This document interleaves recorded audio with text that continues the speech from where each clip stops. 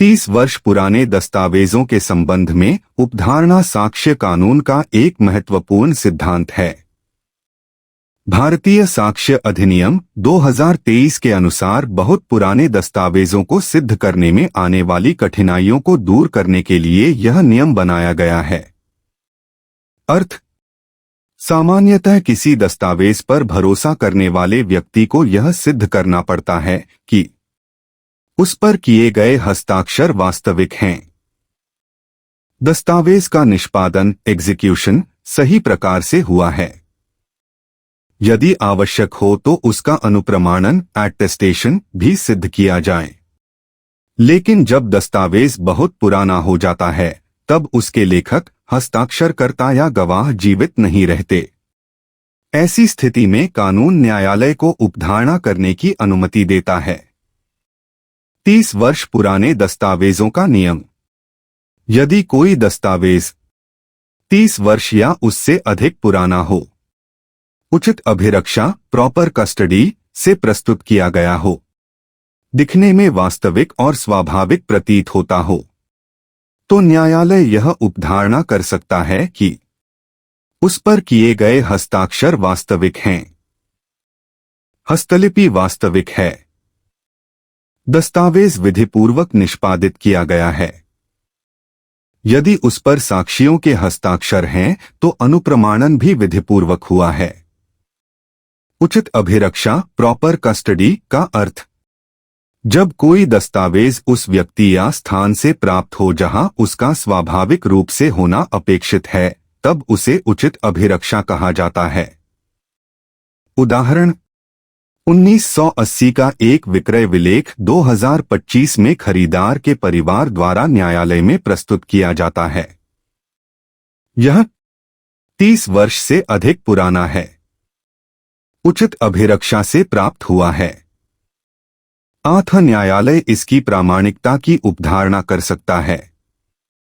इस नियम का उद्देश्य: यह नियम इसलिए बनाया गया है क्योंकि गवाहों की मृत्यु हो सकती है। हस्ताक्षर सिद्ध करना कठिन हो सकता है। समय बीतने से प्रत्यक्ष साक्ष्य उपलब्ध नहीं रहते। इसलिए कानून पुराने दस्तावेजों के प्रमाणन को सरल बनाता है। उपधारणा का स्वरूप: यह मे प्रिज्यूम उपधारणा कर सकता है प्रकार की उपधारणा है। अर्थात न्यायालय उपधारणा कर सकता है।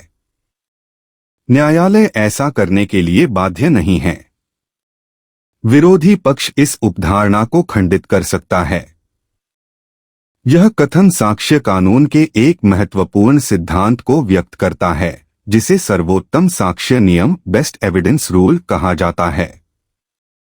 भारतीय साक्ष्य अधिनियम 2023 के अनुसार जब किसी संविदा, अनुदान, संपत्ति के हस्तांतरण या किसी ऐसे विषय की शर्तें जो कानूनन लिखित रूप में होना आवश्यक है, दस्तावेज में दर्ज हों, तब उन शर्तों को सिद्ध करने के लिए उसी दस्तावेज को प्रस्तुत करना होगा। इस नियम का आधार यह है कि लिखित दस्तावेज मानव स्मृति की अपेक्षा अधिक विश्वसनीय होते हैं। नियम का अर्थ: यदि कोई लेनदेन लिखित रूप में किया गया है तो उसके विषय वस्तु को सामान्यतः मौखिक साक्ष्य द्वारा सिद्ध नहीं किया जा सकता। दस्तावेज स्वयं प्रस्तुत किया जाना चाहिए। उदाहरण: ए और बी के बीच मकान विक्रय का लिखित अनुबंध है। यदि मूल्य को लेकर विवाद हो तो केवल यह कहना पर्याप्त नहीं होगा कि अनुबंध में 20 लाख रुपए लिखे थे। अनुबंध स्वयं प्रस्तुत करना होगा। नियम के उद्देश्य: धोखाधड़ी को रोकना, स्मृति की त्रुटियों से बचना, कानूनी निश्चितता बनाए रखना, अधिक विश्वसनीय साक्ष्य को प्राथमिकता देना। लिखित दस्तावेज के विरुद्ध मौखिक साक्ष्य: एक बार दस्तावेज सिद्ध हो जाने पर सामान्यतः कोई पक्ष उसके शब्दों का खंडन, परिवर्तन, वृद्धि या कमी करने हेतु मौखिक साक्ष्य नहीं दे सकता। उदाहरण: यदि पट्टे में 10,000 रुपए मासिक किराया लिखा है तो कोई पक्ष यह नहीं कह सकता कि मौखिक रूप से 15,000 रुपए तय हुए थे। इस नियम के अपवाद: एक, धोखा, दबाव या मिथ्या प्रतिपादन। यदि दस्तावेज धोखे, दबाव, अनुचित प्रभाव या मिथ्या प्रतिपादन से प्राप्त किया गया हो तो मौखिक साक्ष्य दिया जा सकता है। 2. दस्तावेज में वर्णित न किए गए विषय पर पृथक मौखिक समझौता।